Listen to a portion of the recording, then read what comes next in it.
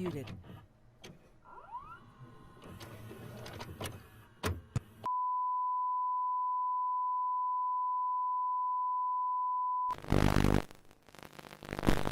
Coming up on our next half hour, Pete Rose will be talking about his record-breaking hitting streak, and Ronnie Millsap, country music's entertainer of the year, whose hits come in gold and platinum. But right now, a station break.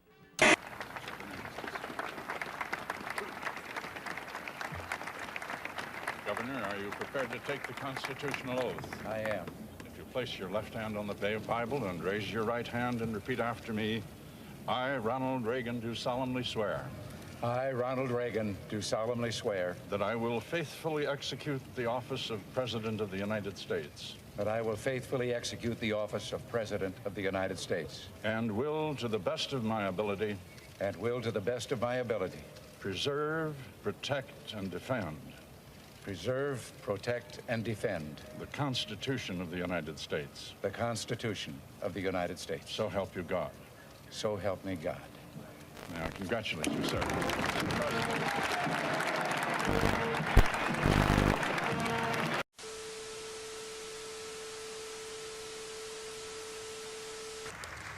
Before departing the Capitol, the President pauses to review troops from all services under the command of Major General Robert Arter, Chairman of the Armed Forces Inaugural Committee.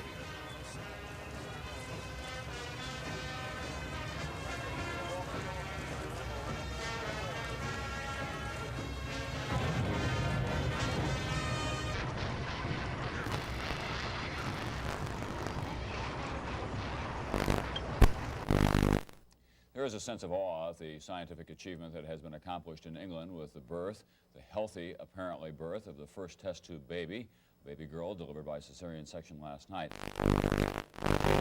Was the first American baby successfully conceived outside her mother's body by the in vitro technique, in which the mother's egg is fertilized in a laboratory dish with sperm from the father.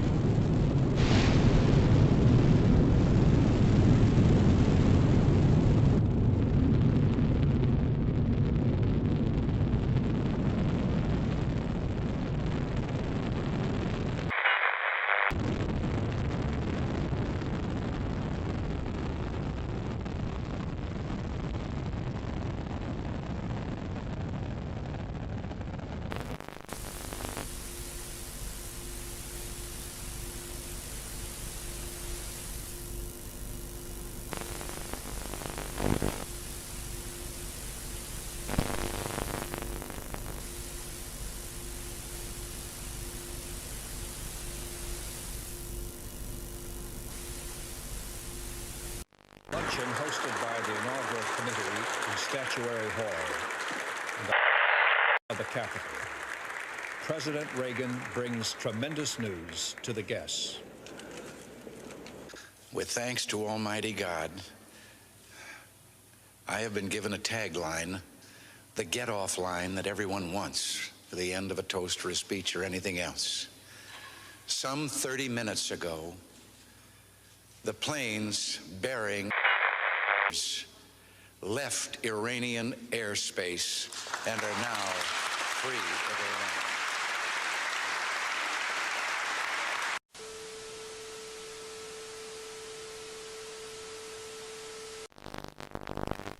Iran. Though there were no presidents or generals or the former hostages agreed that today's celebrations of their return were the sweetest. And finally this evening, Ali returns. Muhammad Ali, once known as Cassius Clay, a veteran of 60 contests in the ring, getting older now, pushing 40, and taking a big chance. Tomorrow night in the Bahamas, Ali takes on a heavyweight champion who is 11 years his junior. Muhammad Ali and Trevor Berbick, the British Commonwealth heavyweight champion, weighed in today in Nassau for their 10-round non-title bout tomorrow night. Ali weighs 236 pounds, the heaviest he's ever been for a fight. The United States and the Soviet Union began their latest round of arms talks this morning in Geneva.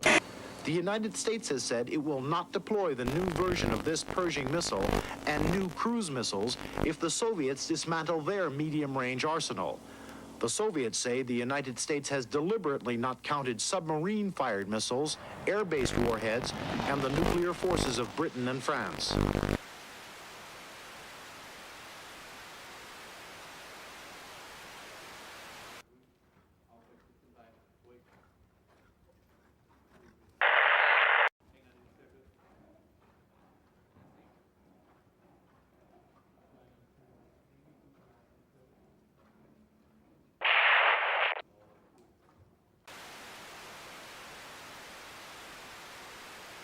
Judy, I'm sorry to interrupt. I beg your pardon.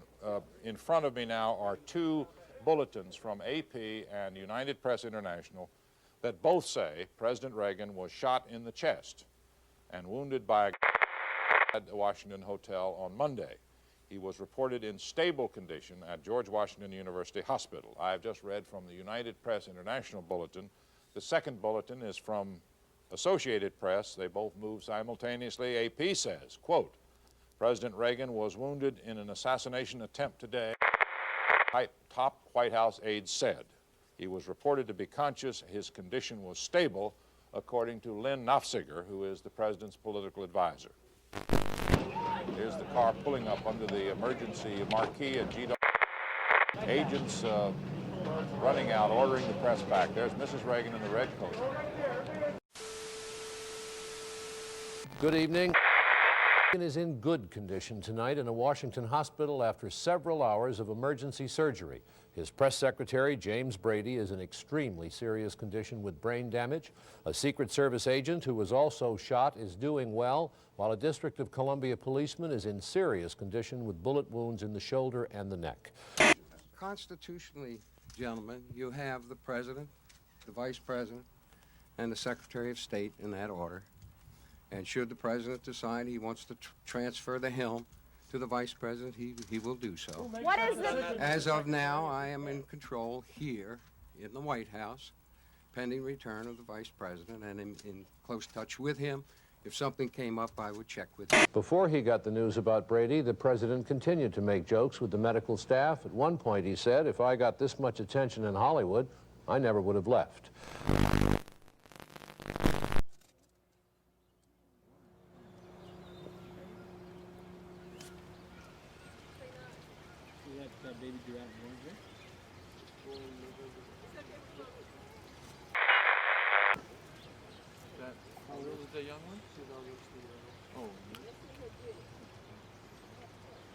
I think every ball club in the major leagues, really has been hurt financially by this. No one has won by this strike. The only people that are going to win now are the fans because it's over with.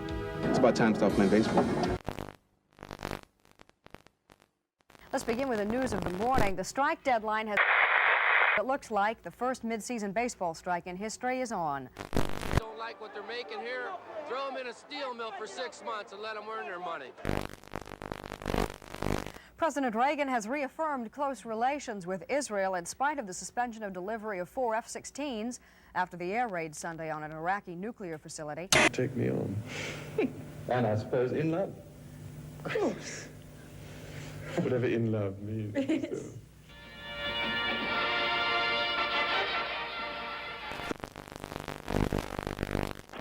Tonight, to celebrate the end of the prince's bachelorhood, there was an enormous and spectacular fireworks display in Hyde Park. And all over England, Scotland, and Wales, bonfires of celebration were lit.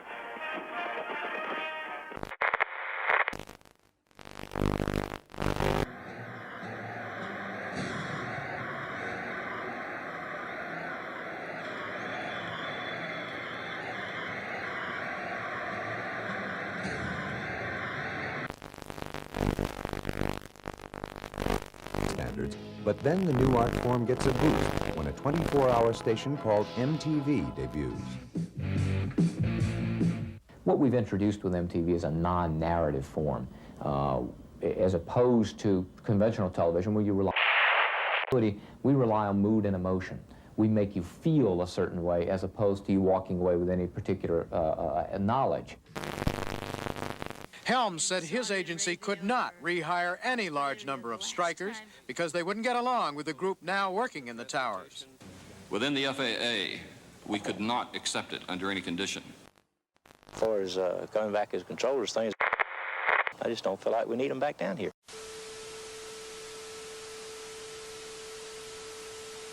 Early this morning, the Canadian Air Traffic Controllers Union claimed that U.S. airspace was unsafe and refused to handle planes on their way to and from the U.S. What followed was temporary havoc, confusion. I must tell those who failed to report for duty this morning, they are in violation of the law, and if they do not report for work within 48 hours, they have forfeited their jobs and will be terminated.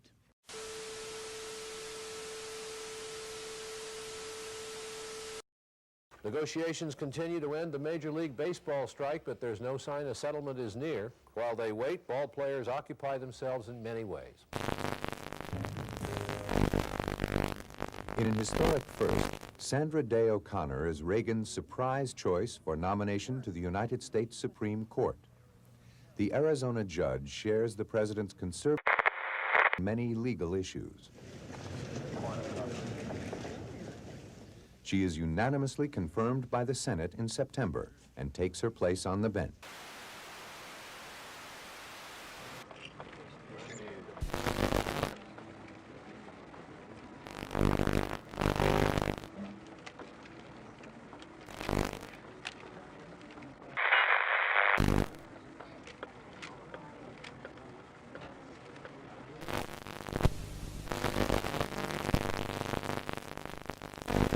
NATO's policy of peace is based on restraint and balance.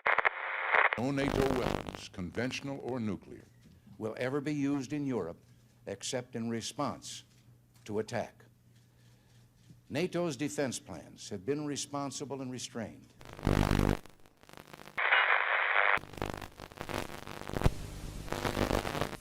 But the momentum of the continuing Soviet military buildup threatens both the conventional and the nuclear balance. Our response to this relentless buildup of Soviet military power has been restrained but firm.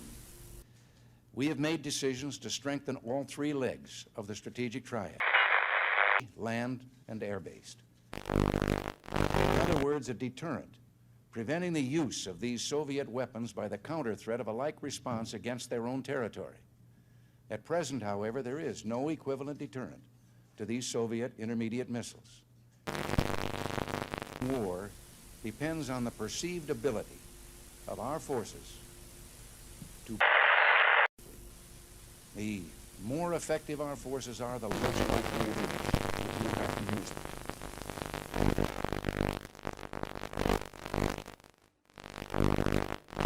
The United States is prepared to cancel its deployment of Pershing II and ground-launched missiles if the Soviets will dismantle their SS-20, SS-4, and SS-5 missiles. This would be an historic step. With Soviet agreement, we could together substantially reduce the dread threat of nuclear war which hangs over the people of Europe. This, like the first footstep on the moon, would be a giant step for mankind. Citizen of that country, for instance, in this case. That's what happened to you, right? That's right. And you got all this from Moscow when you were trained as a spy at a spy school in Moscow? That's right. That's right. That was a major part of my schooling.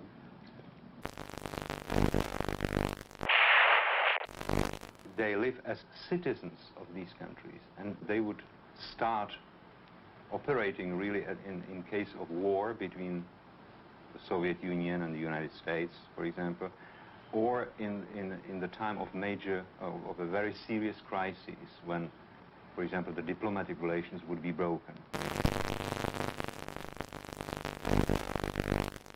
Eventually, he was caught by the FBI and became a double agent.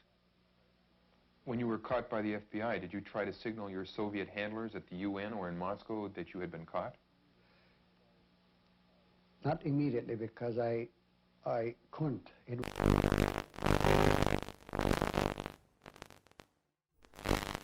I would be,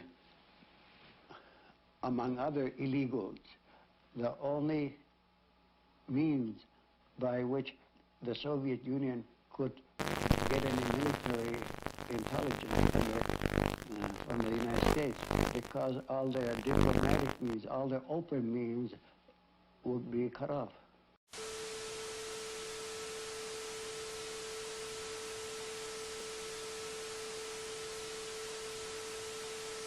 The highest art of warfare is not to fight at all, but to subvert anything of value in your enemy's country, be it moral traditions, religion, respect to your authority and leaders, cultural traditions, anything. Put white against black, old against young, I don't know, wealthy against poor, and so on. Doesn't matter. As long as it disturbs society, as long as it cuts the moral fiber of a nation, it's good.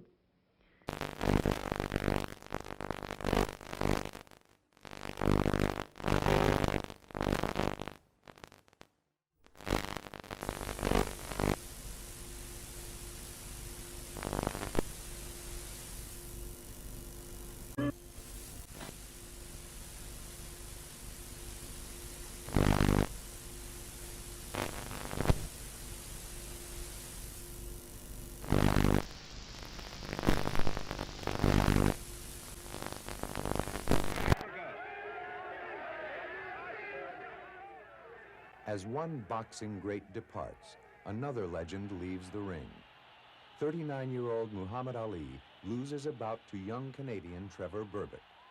The champ calls it quits. Just have to face it.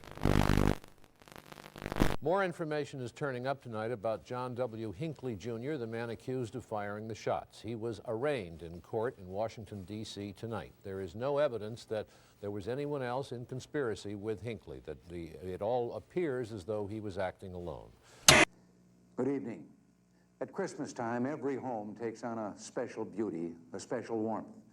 And that's certainly true of the White House, where so many famous Americans have spent their Christmases over the years. This fine old home, the People's House, has seen so much, been so much a part of all our lives and history. It's been humbling and inspiring for Nancy and me to be spending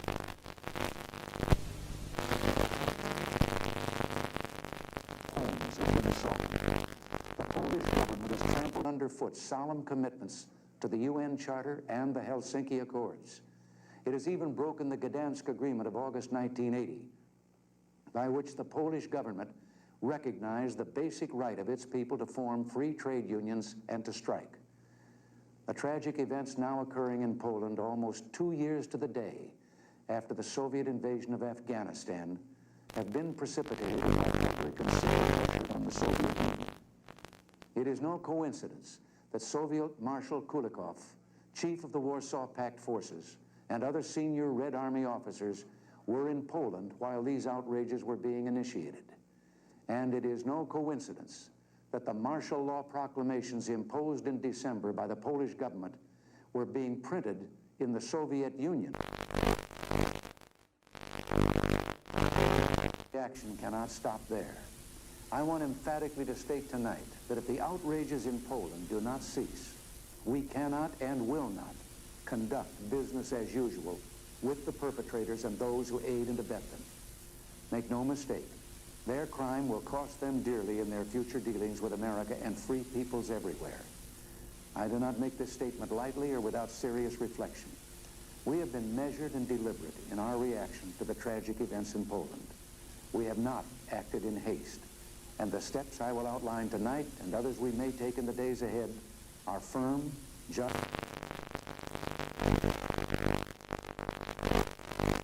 This is my last broadcast as the anchorman of the CBS Evening News.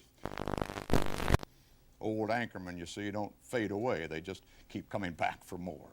And that's the way it is. Friday, March 6th, 1981. I'll be away on assignment, and Dan Rather will be sitting in here for the next few years. Good night.